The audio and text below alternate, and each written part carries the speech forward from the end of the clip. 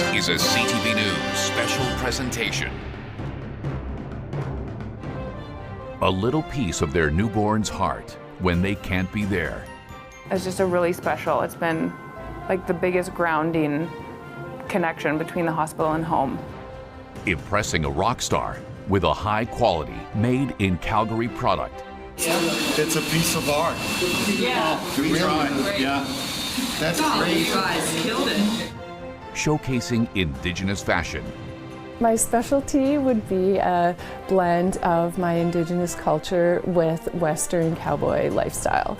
That's the things that I'm passionate about. And the need for speed.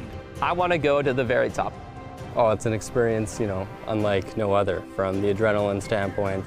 Join us over the next hour for Our Best. Here is Tara Nelson.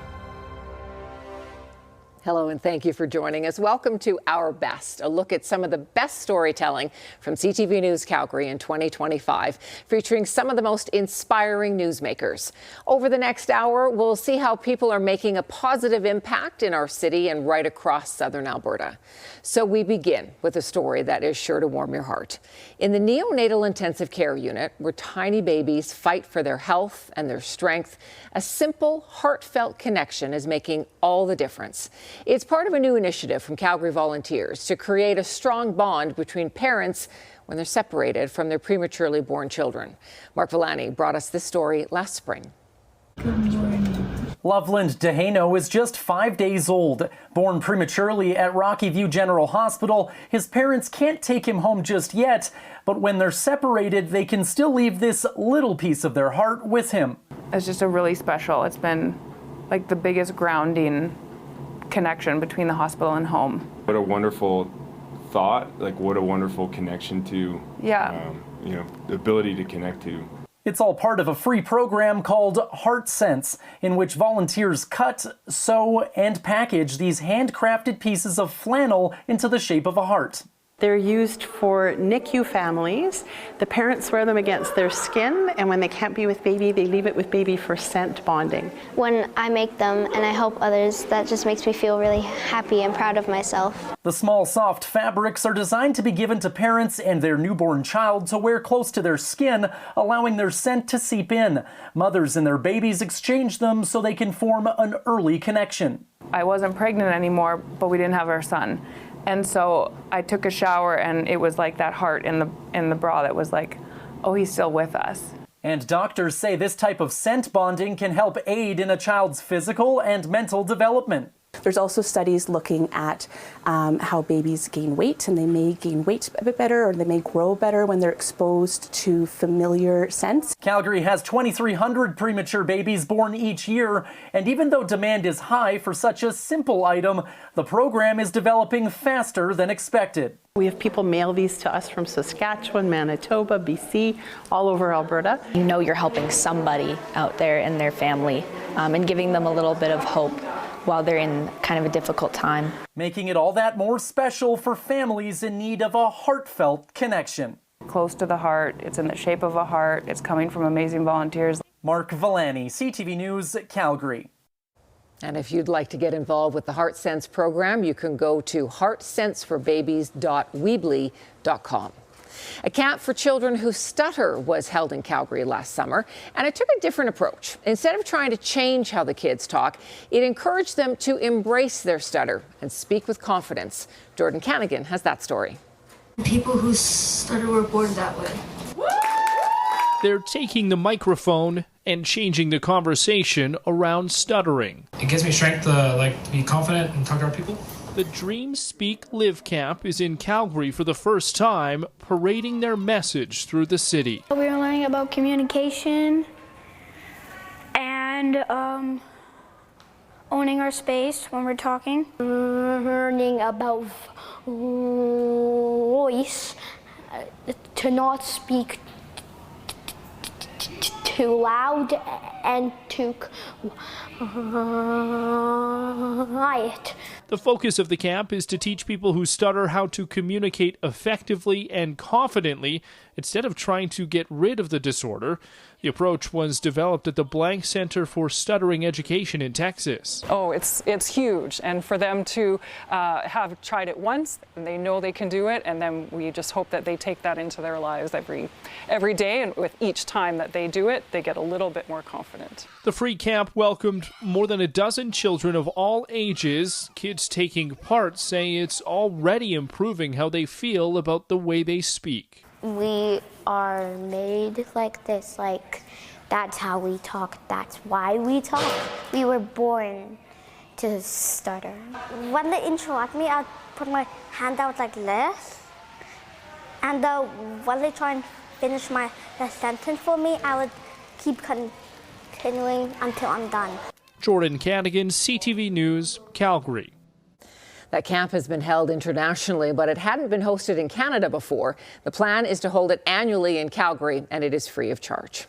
Well, coming up, we take a look at some of the most memorable music and dance stories of 2025, including the discovery of a long-lost Calgary recording of an early moment in grunge history. Stay with us.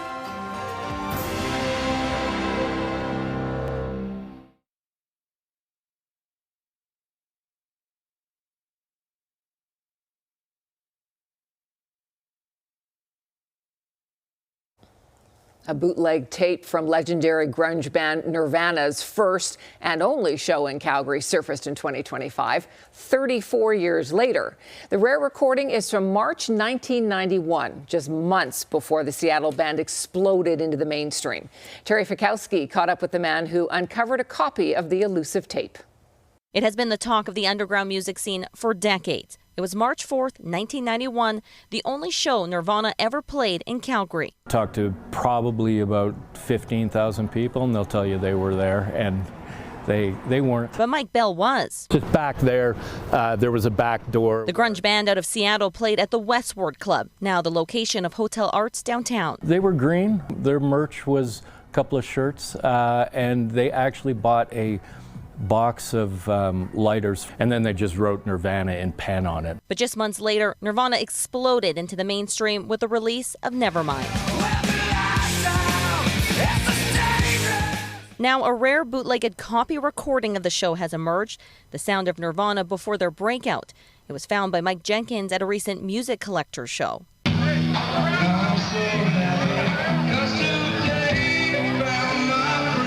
The tape was gifted to him by the family of a man who used to own a local record store. It came with a letter detailing its history.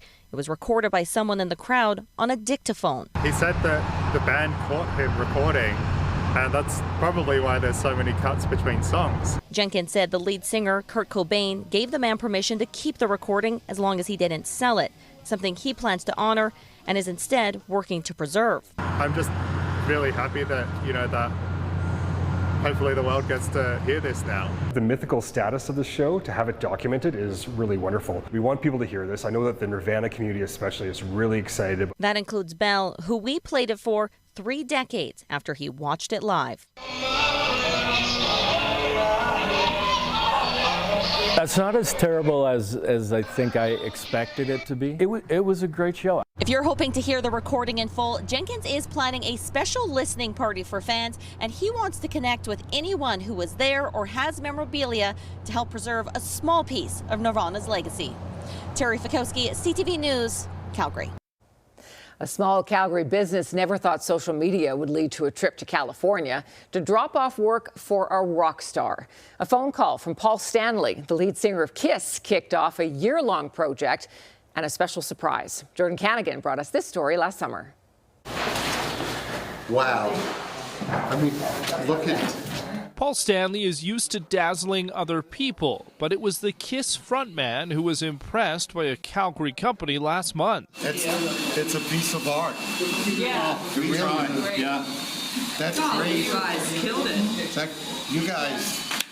Thank you. The rock star took delivery of a custom-made table from Black Forest Wood Company. The Calgary family-run business worked with Stanley to design and build the piece over the last year. It's 15.5 feet long, 5 feet wide, ended up weighing probably about 1,000 pounds for the top. It's made with a walnut burl and resin, and then we've got this custom X base that we constructed to sit beneath it. Wood was sourced from Oregon to be worked on in Calgary. Then the table was shipped down to Beverly Hills. It took about a dozen people just to lift it into the rocker's home. It was an amazing feeling because I was pretty confident he was going to be happy with it, but I really truly didn't expect him to basically put on a show for us and really just show his admiration for the piece. Stanley opted for a custom high gloss finish on the resin and matte finish on the wood. That alone took about a week. The reaction from the lead singer made it all worth it. Paul Stanley actually made us all feel quite comfortable. He was on an equal level with us, and it kind of took away from that anxiety. It was just more excitement, more so than a discomfort at all. The crew also surprising Stanley with a custom guitar made out of maple burl, meaning their work could one day make it up onto the big stage. Jordan Canigan, CTV News, Calgary. Very cool. It's estimated that table took about 300 person-hours of work by the Calgary crew. Well, Calgary hosted Western Canada's first crump tournament last summer. It's a dance style that surfaced in South Central Los Angeles a quarter of a century ago. It's since spread around the world. As Kevin Fleming shows us, Calgary's crump community was excited to bring some new local talent into the fold.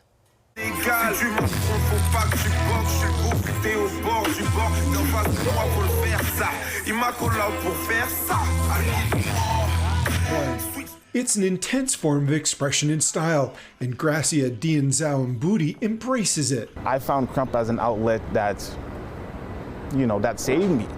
I was, coming out of high school, you have to kind of discover yourself, you have to find yourself, and I found myself through, the amazing people that I dance with, but also within this dance style. He and the other dancers here are members of Calgary's crump community and a group called Empirical Freedom. It's hosting Western Canada's first crump tournament called 50 Hype. I often say that crump is street dance meets heavy metal meets theater. It's such a great combination between the three. Layla Chernik has danced her whole life and discovered crump 7 years ago. She says her Lebanese parents had never seen anything like it, but enjoy watching her creativity. Crump has challenged me more than any other dance style has ever before. It made me look into who I am as a person, challenged me in ways that I never thought it challenged me mentally, let alone physically. When Oliver Reyes was 11 years old, he and his friend wanted to dance. We were in grade 3, and we convinced our parents to put us in dance. And at that time, our only outlet was jazz and ballet. And us being boys at that time, we were really pushed because it was such a challenge to have boys in dance. Reyes has embraced crump for close to 20 years and says this tournament will not only bring exceptional dancers from around North America, but may also help grow the community here. Kevin Fleming, CTV News, Calgary. The event took place at the CKE Community Centre in Northwest Calgary. Look up. Way up. Still to come, the story behind this friendly giant, the towers over the record books.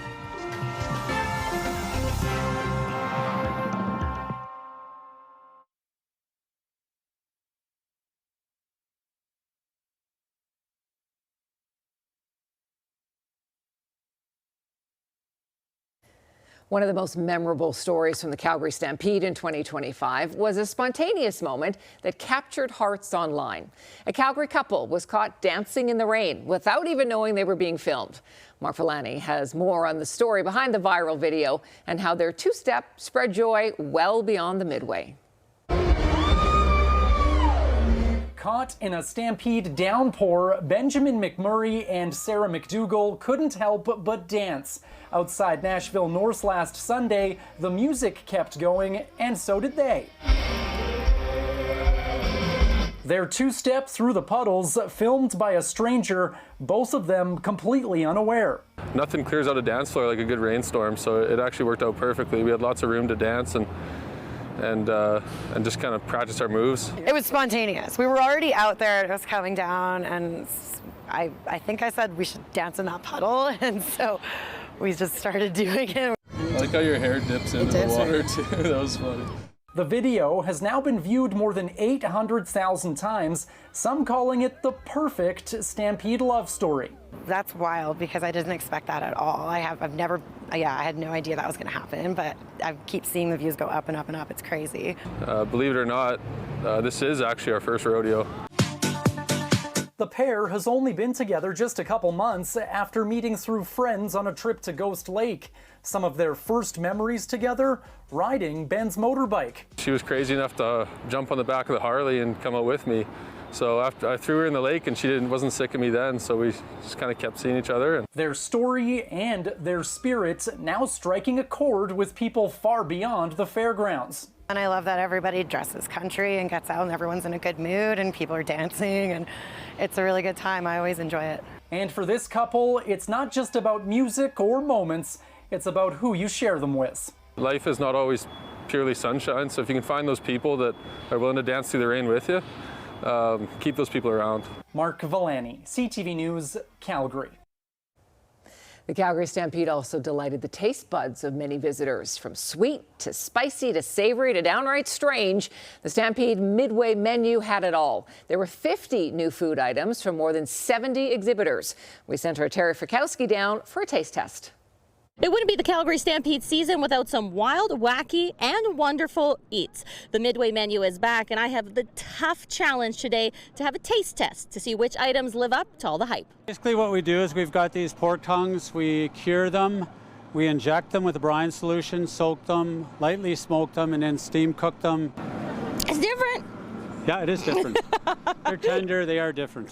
I'm going to bite my tongue on this one, but I know this one is going to get me. Take me through the Skittle Dog. So it's just something fun for the kids at Stampede because they always get neglected. Not just for the kids. Not just for the kids. I'm taking it. Not what you would expect, but you can certainly taste the rainbow.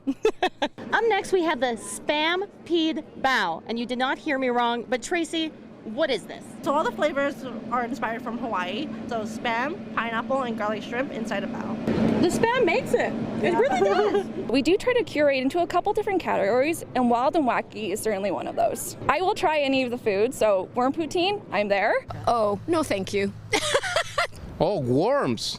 Wow, that's crazy. Okay, I can try it. Okay, we're in for a bucket of fun here. So this is the Crocodile Aid Bog Bucket from Family Squeeze Lemonade. So it's 2.5 liters of sweet tea lemonade with popping boba, apple popping boba to be specific. We've got a crocodile full of gummy worms. But is this for one person? I guess a better person would share, but I like it for me. I'm not going to share either. Look at the gator. Oh, cranky. Last but not least, of course, we need dessert. We're here at Bowtie Pizza with Paul, but Paul, this isn't pizza for dessert. This is not pizza. This is our no-bake cheesecake that we make in all of our stores here in Calgary, and today we have a maple bacon cheesecake. We already know I'm going to give this one a 10 out of 10. As predicted, 10. These are just some of the 50 new Midway foods coming to the Calgary Stampede this July. Do I have a favorite? I'd have to try them again, and I could just not have one more bite. Or could I? Terry Frykowski, CTV News, Calgary. Well, you can expect even more new creations at the 2026 Stampede, which runs from July 3rd to 12th. Alberta is officially home to the tallest steer on the planet. The Holstein from Vulcan is the record holder, according to Guinness World Records. Alicia Fieldberg met him and his owner this past fall. Big boy in the big city. His name is Beef, and the towering Holstein is among skyscrapers for the first time. This pair from Vulcan came to Calgary to celebrate a mega moment, winning the Guinness World Record for tallest steer. It's a pretty surreal feeling to know that my picture is in this book. Jasmine Entz never intended to go for a record, but was a fan of the books growing up, and a few years ago wondered how her pet might stack up with the competition. When the record was measured in 2023, he stood 6'5". She works at a dairy and wanted a calf as a pet. When she picked him at birth, he was regular sized, but as a neutered male, he grew a lot in 8 years.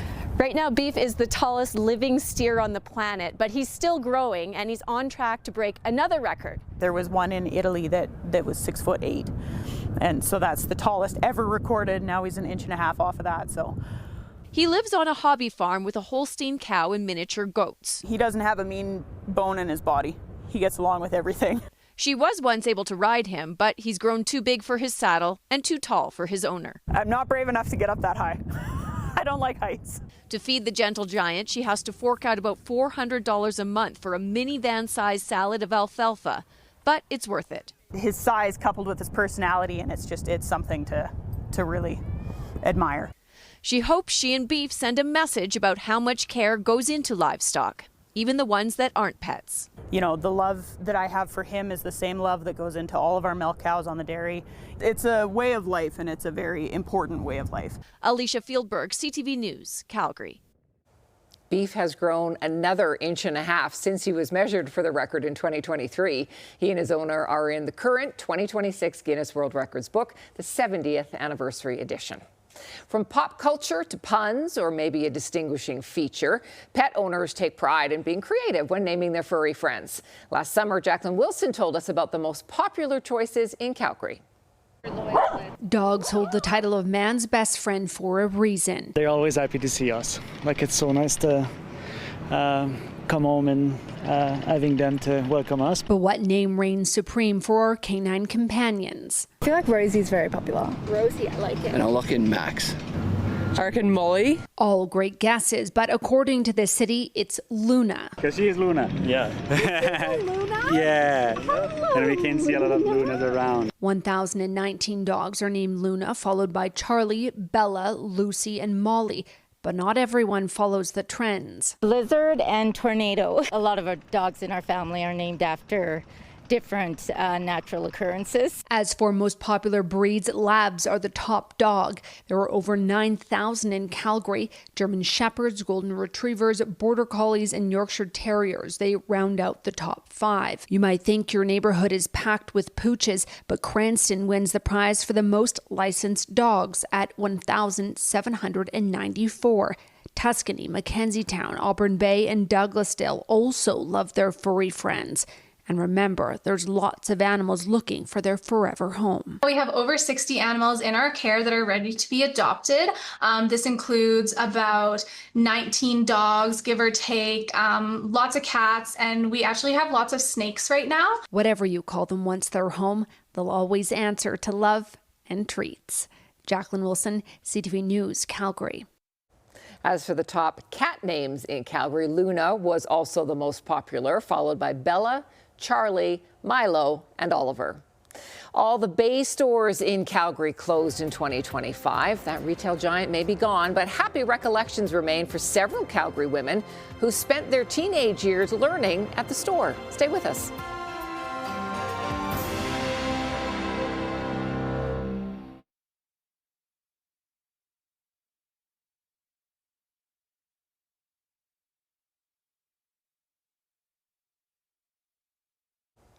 The closure of Hudson's Bay stores in 2025 had many people looking back fondly. The Stephen Avenue location held a special place in the hearts of some Calgarians who were awarded coveted roles during the department store heyday.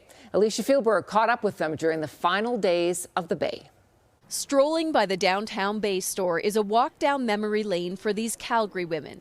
They're some of the first members of the Hudson's Bay Teen Fashion Council, selected in 1959 and 60. It was really a great honor. It was a huge deal for us. I think we felt very important somehow. Calgary only had 5 high schools back then, and each chose 2 students for the role.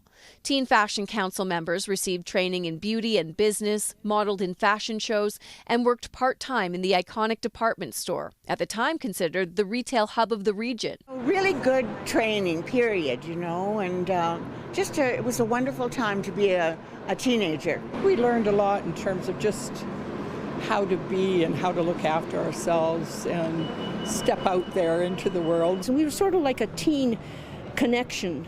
And it promoted young people coming to the Bay. Sounds like you were some of the original influencers. I'm sure we were.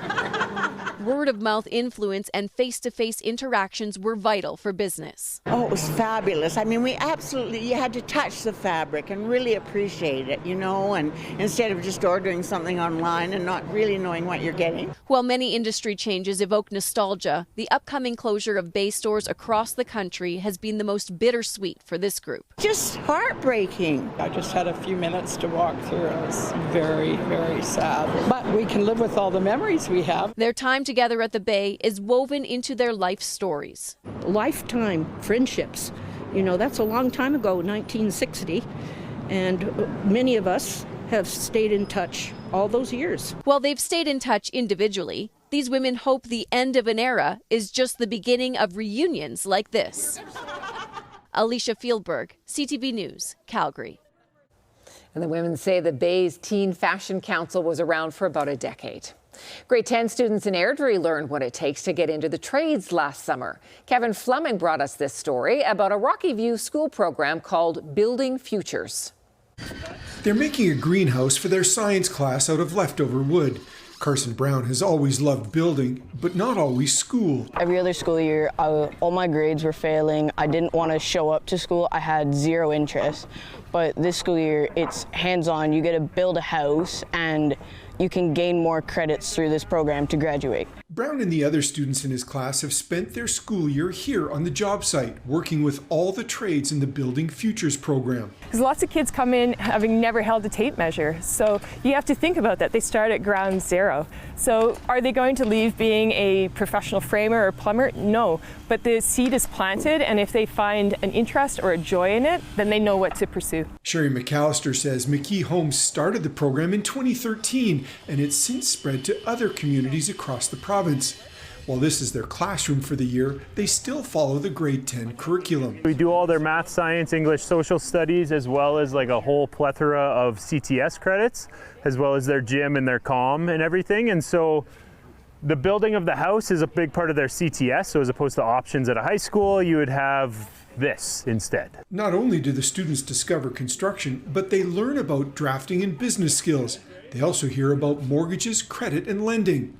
This group came up with the design elements, from the flooring to the backsplash. Definitely like the pattern that we chose, the herringbone. It adds like visual appeal without adding like being too bold with like the color and stuff, because you don't know who's moving into the house and what they'll like for the house. Brown says this program has been a game changer for him. I love framing, which we're able to do here, and it was just a very enjoyable trade, so that's what I want to be able to do later on as well. Kevin Fleming, CTV News, Airdrie. South Centre Mall celebrated National Indigenous History Month in June with an installation featuring Indigenous fashion designers. 10 designers took part, showcasing work with a mix of traditional elements with a modern twist. Some show their collections all over the world. For others, the opportunity was a first. Here again is Kevin Fleming. She just opened the Brass Buffalo Trading Post and Gallery in Longview, and Risa Fritz says it's a new chapter in her life. She designs and makes one-of-a-kind clothing items. My specialty would be a blend of my Indigenous culture with Western cowboy lifestyle. That's the things that I'm passionate about. Many of her designs include elk and buffalo hide along with beadwork. She's looking forward to showing her work at South Centre Mall. I've sat quietly at home doing alterations and kind of hiding my talent and not pursuing my dreams and doing things for myself. So this opportunity is huge for me. I'm so excited to be a part of this, and I'm looking forward to showing people my work. 10 Indigenous designers have their pieces featured at South Centre throughout June for National Indigenous History Month.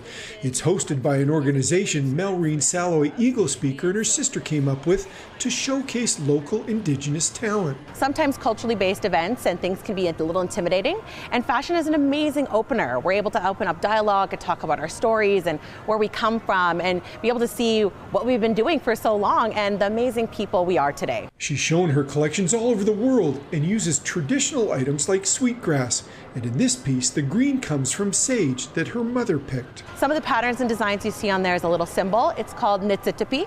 So in Blackfoot, that is our name for original peoples. So that's a symbol we put on. It's kind of my emblem of saying that I'm a Blackfoot artist, of where I come from in the traditional sense that's inside my pieces. The artists say their installation is for everyone to come and see and learn about Indigenous culture and design. Kevin Fleming, CTV News, Calgary. Other events at South Centre during National Indigenous History Month included a pop-up market and an after-hours fashion show.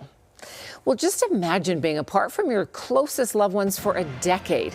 Now imagine what the happy reunion would look like.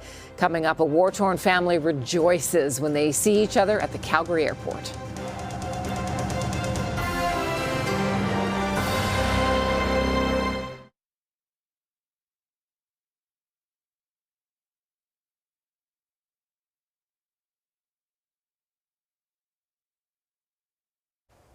The Calgary airport was the scene of an emotional reunion in November for a Syrian refugee family that hadn't seen each other for 10 years. Terry Fikowski was there and brought us this story on the family's long journey. A mother anxiously awaits her daughter and young family to arrive at the Calgary International Airport, a reunion she's dreamt of for years. Well, I can't sleep and woke up just thinking about my daughter. She will to come soon. This moment has been a decade in the making. A long-awaited embrace with her daughter, son-in-law, and 2 grandchildren she's never met until now. Oh, everything now awesome. I'm so happy. This is the best day of my life. I never felt this happy in my life to gather all the family together. After fleeing conflict in Syria in 2012, the Mohammed family took refuge in Jordan before coming to Canada in 2016. Their daughter, Bara, was expected to follow, but she was 19 and recently married, meaning she had to apply separately.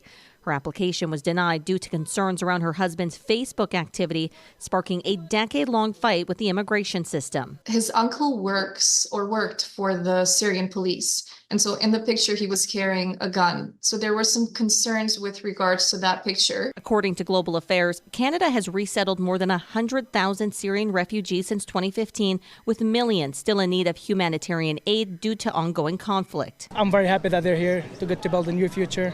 They don't get struggle or ever feel if they're ever going to wake up again. The last time Bara saw her 3 siblings, they were only teenagers.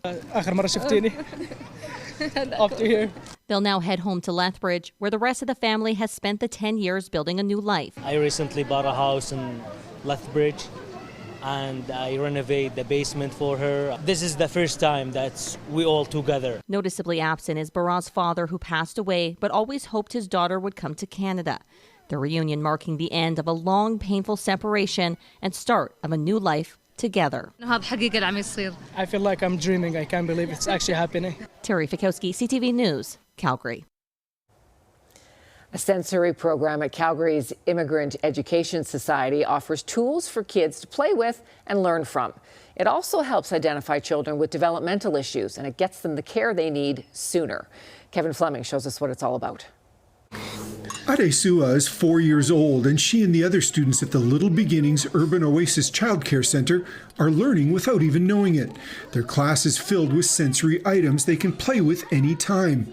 Adesua's mom says she's noticed her daughter thrive in this environment. I can confidently say right now she is ready for kindergarten, because when I look at the Alberta curriculum, she knows everything that is expected of her already. Regda Abouifetwa says the sensory project is a result of her brainstorming with all the educators at the center. She says it has the potential to help every child enrolled here. Every children have, and even adults, have different learning abilities, different skills. So if you work in advance, you will be most probably preventing challenging behaviors to occur in the school-age children. So you are setting them for success. She says that after the sensory project was put in place in March, they've seen an 80% drop in challenging behavior from the children, and they're learning to express themselves verbally rather than lashing out. A couple of parents, especially in the preschool room, they were sharing that their children now are speaking way more, are very expressive. I'm like, here we go. We're so happy with that. Educators can gauge the energy of the kids and match it to the sensory activities.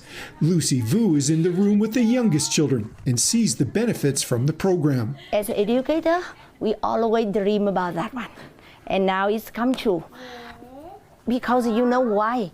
The sensory equipment, like a light, they support children develop a lot in many aspects. Abouifetwa says the sensory project has the potential to identify children with neurodivergent challenges at an early age and get them the help they need to succeed. Kevin Fleming, CTV News, Calgary. Parents and educators say children in the program are learning quicker and they can express themselves without getting frustrated. U of C students spend much of the summer digging up one of Calgary's parks and uncovering some of the city's history. It was a learning exercise, but they also hope to give Calgarians a glimpse into a past that exists right under our feet. Jordan Canagan was there. Bit by bit, layer by layer, they're looking for pieces of Calgary's past. For 2 weeks, University of Calgary students have been digging, sifting, and sweeping through areas of Edworthy Park. Archaeological resources are part of a cultural landscape, and they tell a story that most citizens and visitors are unaware of. In what's now an off-leash dog park, students are mapping a stone circle, a potential ceremonial or homestead site. I've grown up here, and just knowing that my roots come directly from the past, and just it's really intriguing and cool. So far, they've uncovered what's believed to be a bison bone and pieces of old stone tools. And the city of Calgary, it has a lot of sites actually. There's tons of sites. We're right near Medicine Hill. That area has some of the densest archaeology known in the province of Alberta, right? So we know there's a lot here, but the average public doesn't. Edworthy Park was settled in the 1880s, and markets, quarries, and farming took over the area.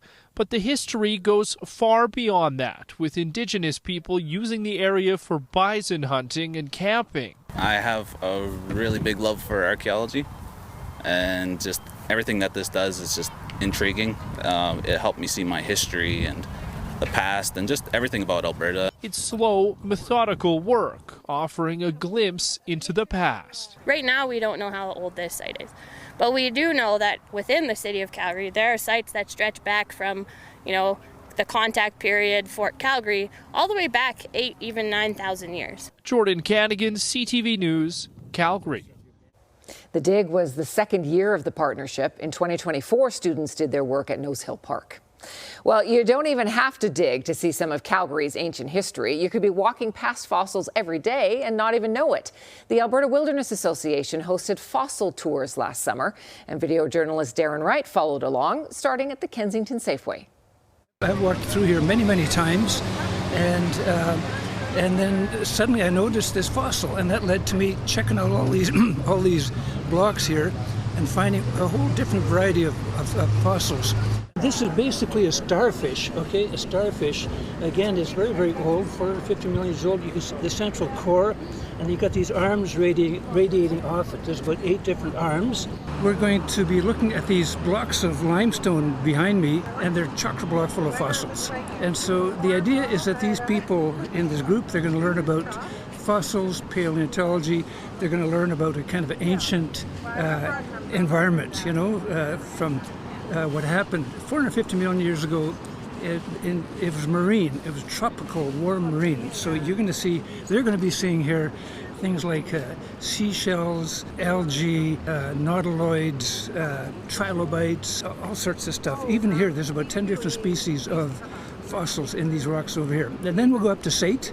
Sate also is chock-a-block full of fossils in the Tyndall, which clads Patrick Byrne's building. This is a nautiloid, but those 3 little things are air sacs.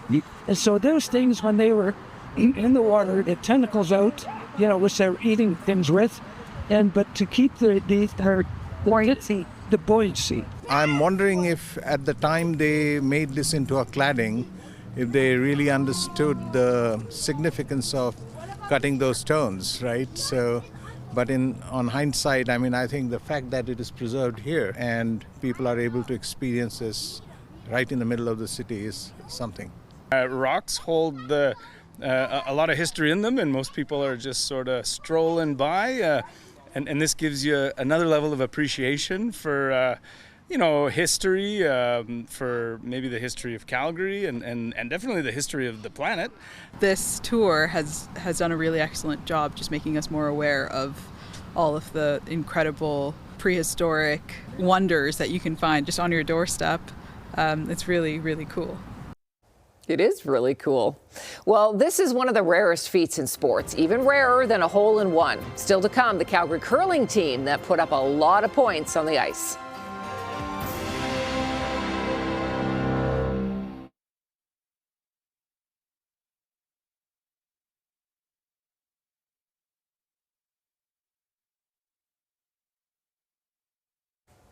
The Calgary Sledge Hockey Association hosted a tournament in April with 24 teams from across Western Canada. It was an opportunity for people to see players up close and learn more about the sport. Kevin Fleming was there. He's been playing the sport for 10 years, and Troy Clemmer is teaching some Bowness High School students what it's like to be in a sled on the ice. He's passionate about the team sport that allows him to compete at a high level. Yeah, so obviously being born with cerebral palsy, wasn't diagnosed till I was 1 year old, right? So this allows me to, find a sport that I can actually enjoy, right? Instead of just, sitting at home doing nothing. The students are part of the school's high-performance athlete development program. Essentially what it is they give us the opportunity to try a multitude of different sports and learn how that can apply to our own individual sports, because everyone here we're all athletes. So we get to learn new skills and apply it to our own sports out of school. The athletes teaching the students here are getting ready for the 19th annual Matt Cook Western Canadian Sledge Hockey Tournament.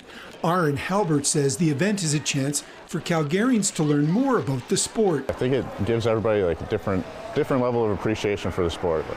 You can watch it and it's oh, that's physical, oh, it's somewhat quicker than I thought, but then you get in a sled and you're like, wow, how do these people even move? It's definitely humbles some people out there, but it's fun to see people try it and just enjoy the sport on a different level. Christian Cook grew up playing hockey as a goalie, but after he almost lost his leg in a quad accident a few years ago, needed to find a new sport. I never watched a sport ever before I started. I would see it on TSN and I'd flip through it. It just wasn't for me, right? But as soon as it was for me, it's now like a big part of my life. Cook and the other players are hopeful that Calgarians will come out and cheer for their home teams this weekend. Kevin Fleming, CTV News, Calgary. The popularity of motorsports is on the rise with Netflix series like Drive to Survive and, of course, the blockbuster F1 movie. Young racers in our area go to the Strathmore Motorsports Park, where they see who can circle that 1.2-kilometer track the fastest. Last summer, Kevin told us about Alloy Racing, one of the teams developing talented drivers. He's relatively new to the sport. Lucas Hand is 17 and started driving when he was 12. But in the last 5 years, he's focused all his efforts to get better behind the wheel. I want to go to the very top. I want to be in some, endurance racing, maybe not Formula One, because, I think there's a kid that's 1 year older than me that's in that, right? So I think that's a bit off the table now, but definitely somewhere where I can just have a life in motorsport, where I can make a living off that. His dad, Mike, works on the kart. He's had to learn alongside his son, but says it's quality time spent together. I get a lot of time with him. That's a huge bonus for me. We get to learn some of the life lessons of trying hard and still losing, or something bad happens and you can't plan for it, or and you just learn that together. Lucas is a driver with Alloy Racing. Its goal is to develop young drivers by providing funding, but also coaching. There are cost barriers to getting into motorsport, but when you compare this to hockey or any other sport, everything has a cost to it these days. There are economical ways to go racing. But when you come together as a team and you collectively have access to tools and knowledge and data and people that are great at coaching and people that are great at driving and people that understand lap analysis and data and whatever. Everyone enjoys working on the karts and discussing strategy. Adrian Carruthers got his start in a kart at 8 years old and says it's track time that really gets the heart pumping. Oh, it's an experience, unlike no other. From the adrenaline standpoint, from the fun standpoint, you're out there wheel-to-wheel racing, inches between the next guy at 100K plus. It's a real rush for sure. The drivers don't know what's in store for them, but want to take their driving to the highest level possible. Kevin Fleming, CTV News, Strathmore. Alloy Racing has developed a tool on its website to help families learn more about kart racing and see if it's something that you're interested in pursuing. You can go to courses.alloyracing.com. Scoring an 8-ender is very rare in curling. Imagine doing it in your 80s. That happened recently at the Garrison Curling Club. Here's Glenn Campbell. Ingrid Saunders has been curling for 50 years. I love curling, the camaraderie, the challenge. Recently, the 88-year-old Skip and her team was up for the challenge. They did something most curlers never do. They scored an 8-ender. Well, it wasn't planned, but after I seen 6 yellow stones, my mind was walking, and it worked. So our team played perfect, very well. Team Saunders is all the talk right now at the Garrison Curling Club, and rightly so. The odds of scoring an 8 under is very rare.